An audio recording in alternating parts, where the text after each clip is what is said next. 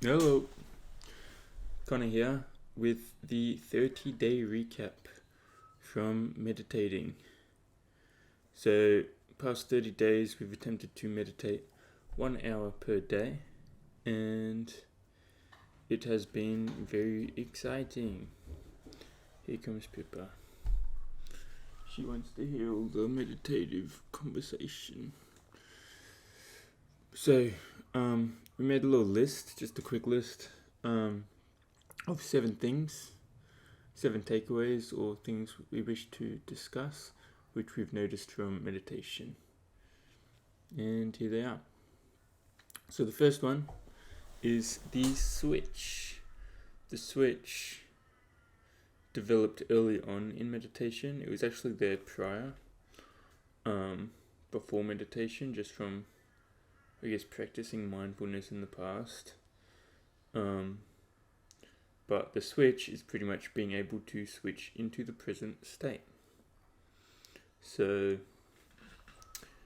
you go from thinking all the time about everything you look at and do, everything is engraced with thought, and the switch allows you to flip, and your perspective becomes in the here and now. It is, well, I call it the switch. I don't know what it's actually called, but it's pretty much being able to just switch into the present and then hold a state of being the observer of the environment, instead of being the one who places labels and perceptions on everything.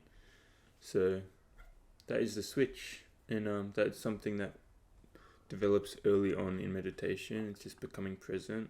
That's the main aspect to it. And the goal of meditation is to be able to switch and then hold the switch, hold the new perspective of the presence for an extended period of time. That's what the breathing technique focuses on. It's becoming aware of your breath and then holding that for a long time, for as long as you can, and then if you think away, then you switch back to the present, like being the awareness that feels the breath. The longer you can do that, the longer you can hold the state of the present, of presence. It's like a switch. You switch on and off a light, you switch on and off presence. So if you're ever having negative thought, you can just switch into the present and solved. Next, we have presence and the recognition of the world. So, the present state, as I said in the past, it is like you are truly seeing the world for the first time, like truly seeing it, because as we grow up, we are constructed through families, through society, through all sorts of things. Our peers, we have preconceived ideas around everything which we navigate in this world. And when you take a step back and you acknowledge, like, you don't really know anything, and you more be the observer that sees without any preconceived ideas or attachment to anything. You just observe and just look around at the world and see it for where it is in front of you and for what it is in front of you.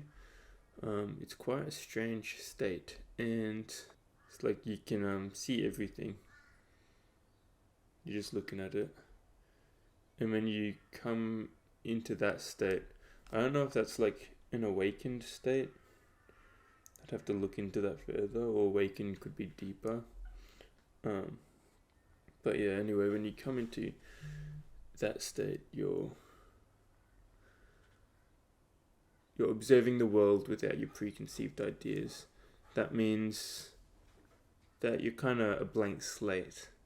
You can hear, obviously you have your underlying foundation of knowledge that you've learnt and everything, but by a blank slate, I mean your ego kind of disappears, or the identity you had, and you're more observing with the awareness of seeing the world for the weird place it is, not the idea we have of it.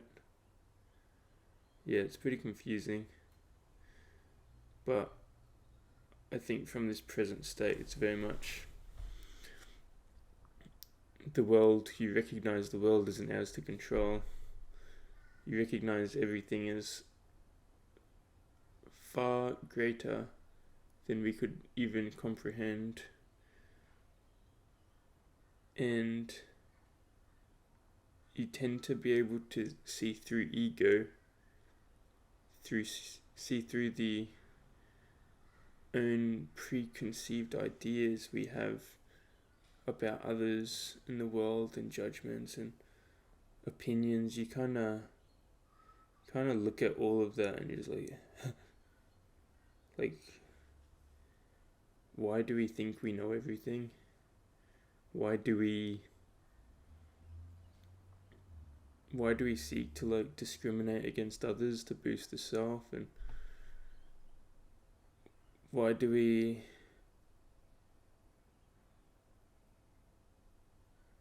even formulate all these ideas in the first place? Guess the recognition of the world from the presence, it's very much you're just trying to understand everything for what it is, and there's a common sense foundation to it. Like, you can start to pick apart things. You can be like, yeah, maybe that's that. Obviously, it's far deeper than we truly know. But yeah, just helps you be aware of things and not fall into ideas so quickly. And not fall into beliefs, ideas, all of that so quickly. And it teaches you to lessen your attachment over preconceived beliefs as well, which isn't for everyone. Not everyone wants to, lose attachment with the self, but presence certainly does that. You kind of have a grander, you're looking at it, you're not in it. You're not tossing around your beliefs down here. You're more looking at the overall picture of, I might have this and there's all of this, and so that explanation was so poorly said, but presence, it helps you recognize the world from a grander perspective. That's the aim of it. Well, that's what 30 days has showed us.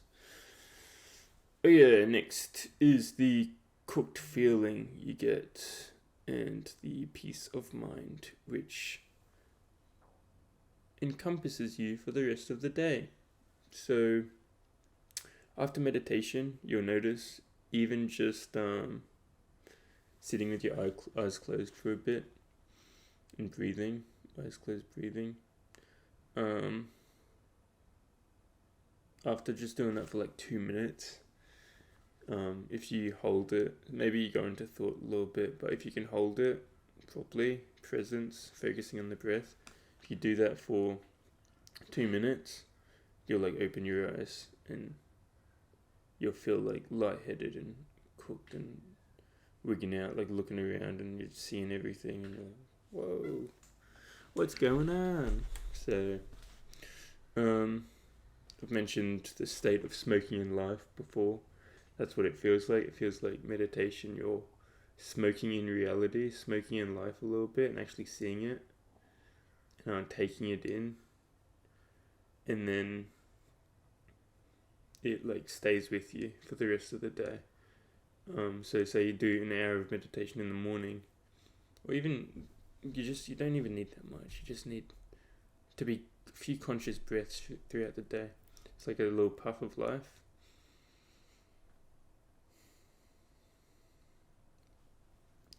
And then there's an ease of mind to it.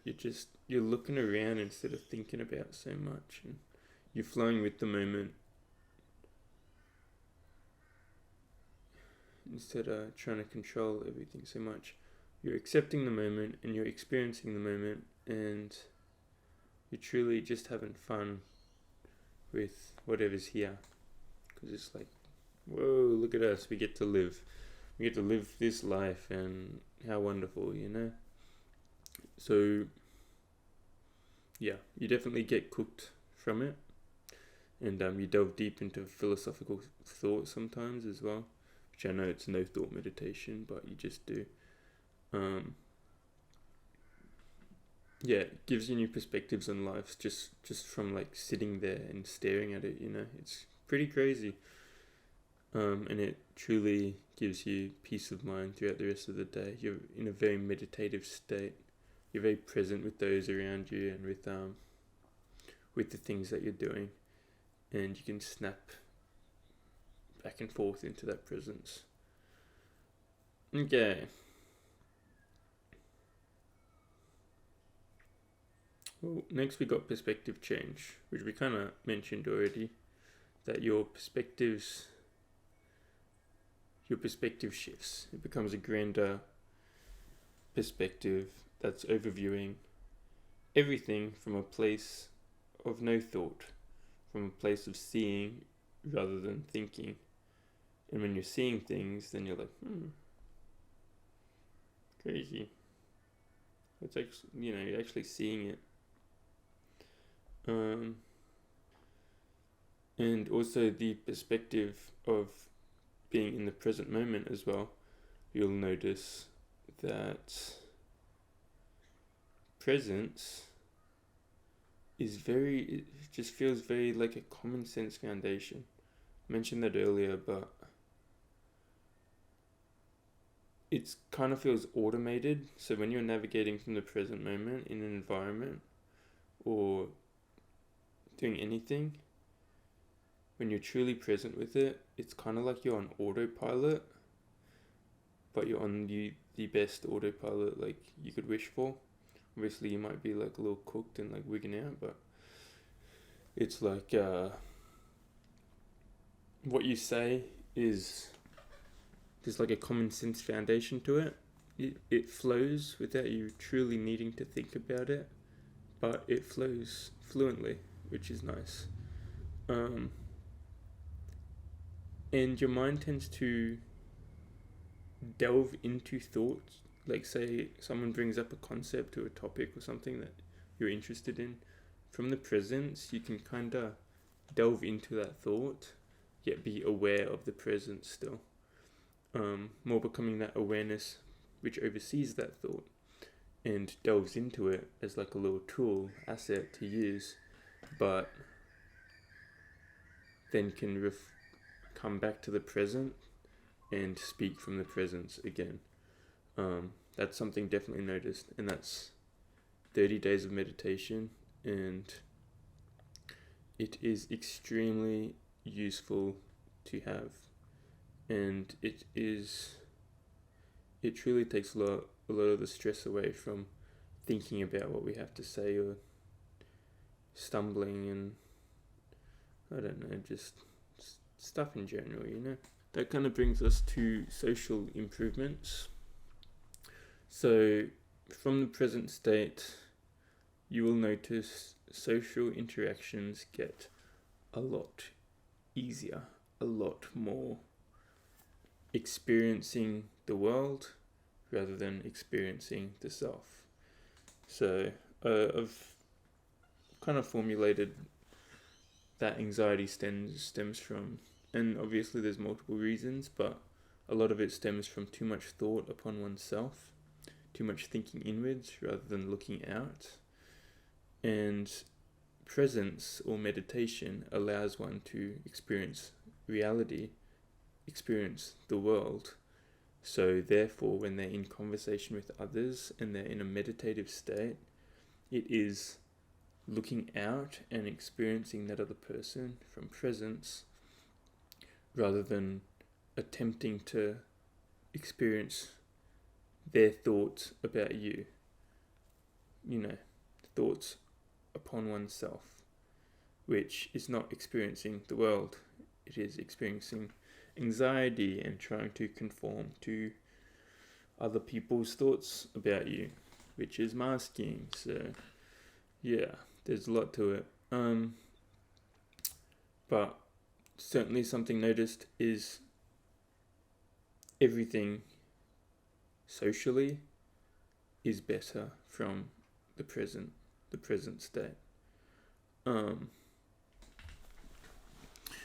Literally spoke to like this assessor the other day, and he was assessing and got into like philosophical conversation. You're just speaking from presence. You're not thinking too much, which people might be like, not thinking, like, oh, you should be thinking, because you're gonna mess up, you're gonna say the wrong thing. But it's, like I said, very common sense foundation, so you don't really need to think. It does it all for you. The cogs are turning, but you're just like laying them out in the world. I don't know if that was, that probably didn't make sense, but pretty much after this month of meditation, interactions with others has felt so much more present, which makes sense, but it just feels there is more listening happening, there is more connection with the other individual. The conversations do not stale out because they don't have, you're not attaching thought to any of it, you're just chatting. You're not like, if there's like a silence, for example, you're not like, oh no, silence, you're just present, you're just looking around, and then you're probably thinking about something else. I mean, you're not meant to be thinking, but you do think. That is part of it.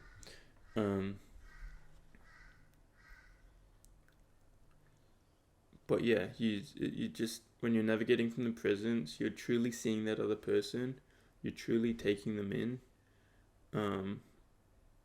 and there's like an aura to it as well. I think people understand genuineness, and genuineness comes from allowing your authentic self to be, which comes from being purely present and just being in the moment, not trying to be anything, just being. Bit of a wig out, but people feel that genuineness, and that from the presence there's a lot of compassion. When you're truly seeing things, you want the best for all those things around you. You want the best. Even you can look at your pet and your dog, and you're like, no, you're just so present with them, and even it feels like they can see or sense your aura, your present aura as well. Pretty much just don't let life pass you by without truly seeing the world and seeing the people around you. And by truly seeing, I mean you have to be present with them, you have to be in the moment with them. And from this state, there is a natural compassion, a natural realization of the world in front of you. You're just so much more with it, and when you're with it, you'll notice that everything is just better. So yeah, presence, social interaction, perfect. If you've got anxiety, presence, it truly does help. Yes, you're still going to have anxious days, but the presence will help. Okay? Less thoughts on oneself, more thoughts, or not more thoughts, more presence, or more seeing the reality that you're navigating. Group contexts, parties, anything, you don't know people, who cares? Just look out into the world, experience the world. Stop trying to perceive how the world is experiencing you. Mini psychology lesson, coming from a spiritual approach, present approach, but that is, presence helps. Trust, because definitely felt that, and we've definitely had anxiety in the past. Not anxiety, but everyone's felt a bit of anxiety in certain situations and everything. So yeah, and it truly quiets down with the perspective of presence. Okay, next we got how the difficulty of meditation. So this month, meditating 1 hour a day was difficult.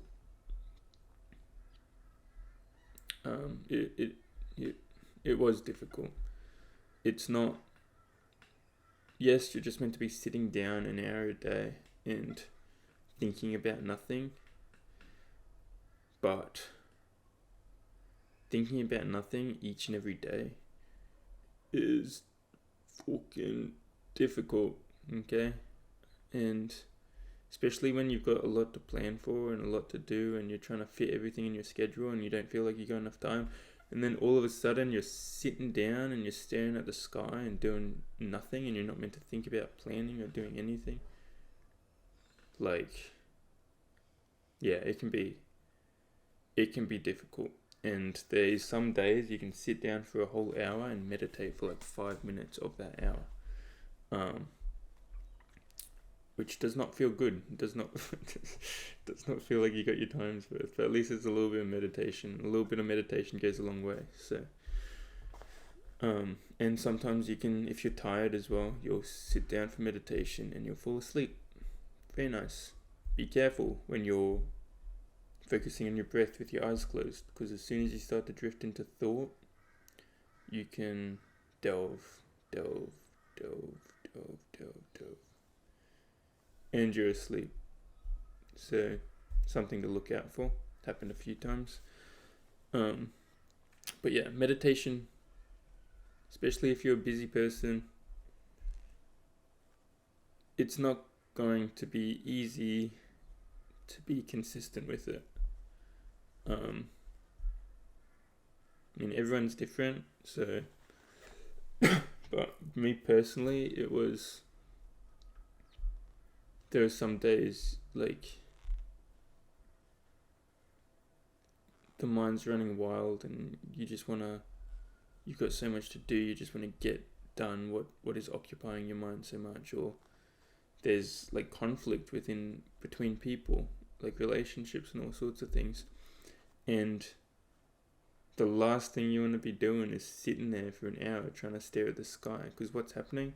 All these thoughts just keep popping into your head, and they can be very negative at times, and it just makes you want to delve more, which we're not meant to do. It's called the loop of hell. Read about it. Releasing dopamine through the form of negative thoughts, and then delving into negative thoughts further to release more of this, well, it's cortisol, but it's in the form of dopamine. But yeah, when you're trying to meditate and there's like problems going on in life, and it's like you're trying to solve problems instead of meditating, so you're just sitting there thinking instead. Then you're like, no, we're meditating, let's be present. And then, what is she doing? What are you doing? And then yeah, you try and become present. You maybe do it for a little bit. Then something triggers in your mind. And then it's a repeating cycle. So that's one thing. Negative days. The other is just time in general. Sometimes it's hard to find the time for it each and every day. And that's where you just got to increment it. So 1 hour is a long time per day. Yes, if you want to become a true sage, you probably, it's a good amount of time. A lot of people recommend 45 minutes. It doesn't all have to be at once either. Some people even say 10 minutes. But the main thing of meditation, and the thing we've learned at day 30, is you develop the breath. The breath is the foundation of getting into the meditative state. You just close your eyes and focus on breath. You develop, when you're first doing it, you don't know what you're doing. By day 30, you know what you're doing. to an extent. It's like building a muscle. And you don't need to, if you don't have the time, you can meditate literally anywhere, at any time. All it takes is just becoming conscious of that breath. I'm about to sneeze, but I think... Oh, you can become conscious of sneezing as well, which is pretty... It makes sneezing a lot more fun. I'm sure you can do it with yawning and all sorts of things. But yeah, becoming conscious of the breath, and you just need to, every now and then, just do a few conscious breaths. Become that breath.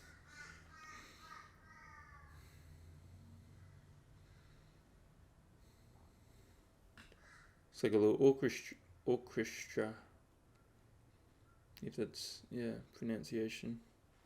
But if you don't have time to meditate, yes, try and find time to meditate. Sometimes it can be difficult. If you find that time of day every day, awesome. If you can't, then try and find time for it.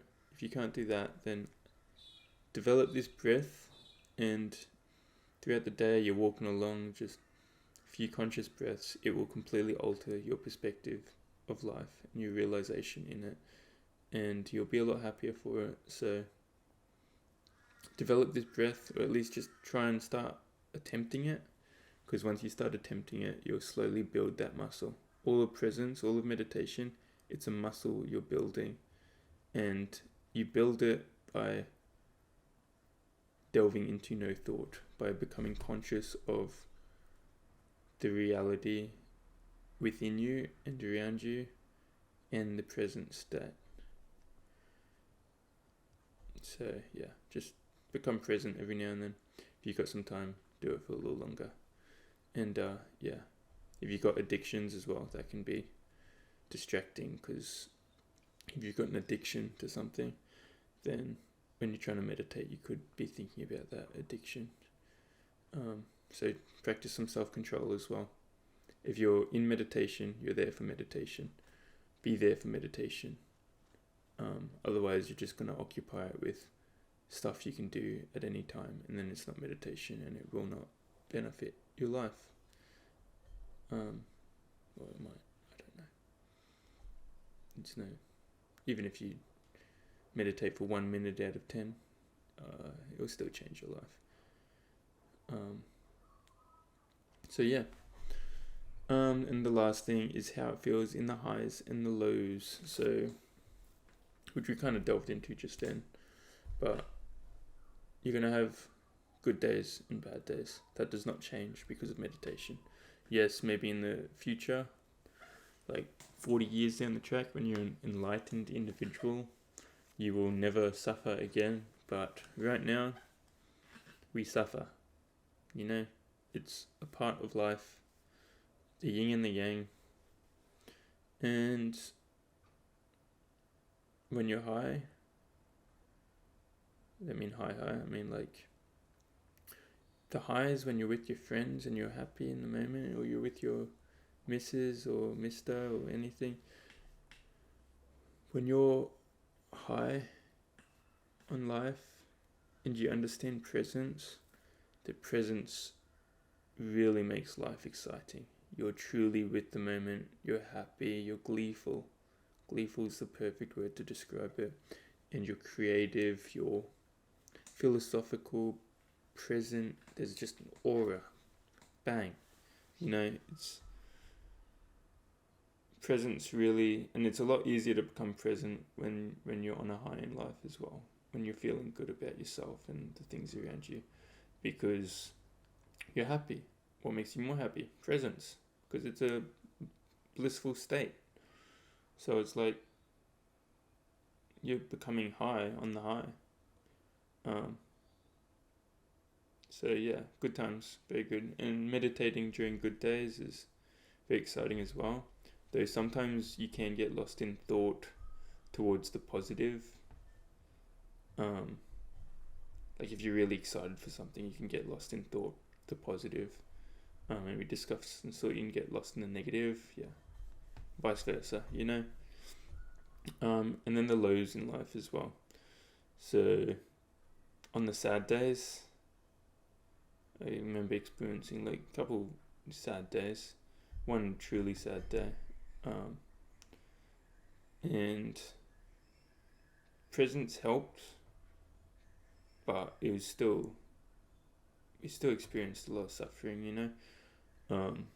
But sometimes you'd like wake up and like look around, like just you're like, okay, become present. You're just trying to look around, become present, and be with the moment, and be like, okay, life is okay. You know, this is life.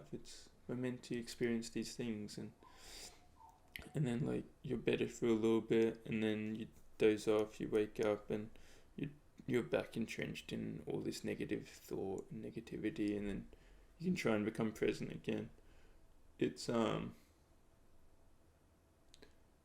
so it does help to some regard, and it can help you realize, you know, you'll be okay, which is a nice feeling, but you will still face the ups and the downs, and we are the experience of it, which means through presence we understand that we're going to experience highs and lows, and when you're actually in the highs, you're really high, and when you're in the lows, you got some form of defense mechanism, but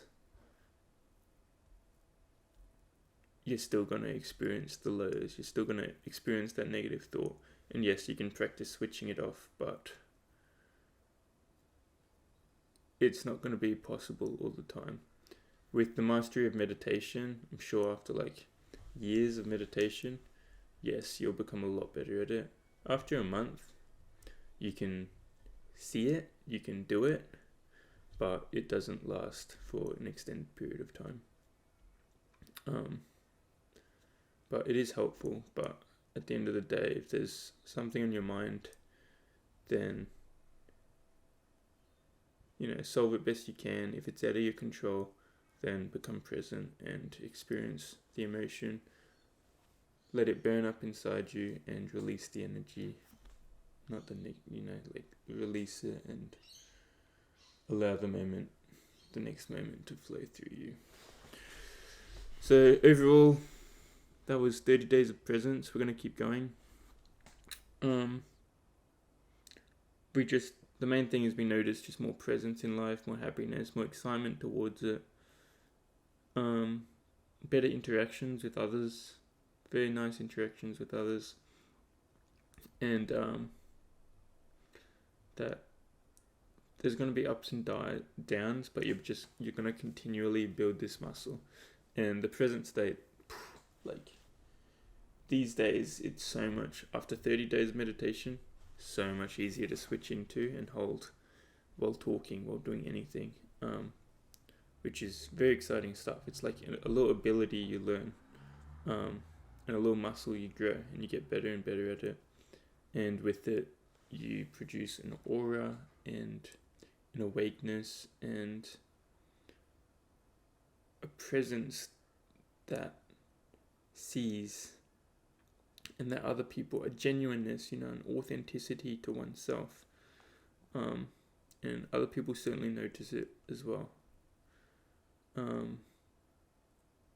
People can tell when they're truly seen. So be the one who sees them, listens to them, and understands them. That comes through presence and authenticity. Don't wait your whole life before you're about to die. Then you're like, oh wow, this world looks really cool. I wish I took it in sooner. Because we have that ability in us right now. And it's just a little muscle we need to build. And then we will learn how to truly appreciate life and the blessing it has provided us. So that was 30 days of meditation. Hope you got something out of it. We're going to keep going. We've had some positive feedback from you guys, so I appreciate that. So we'll continue with the weekly uploads, and we'll start from day 31 tomorrow. Yeah. Yay. Okay. See ya. Take care, everyone.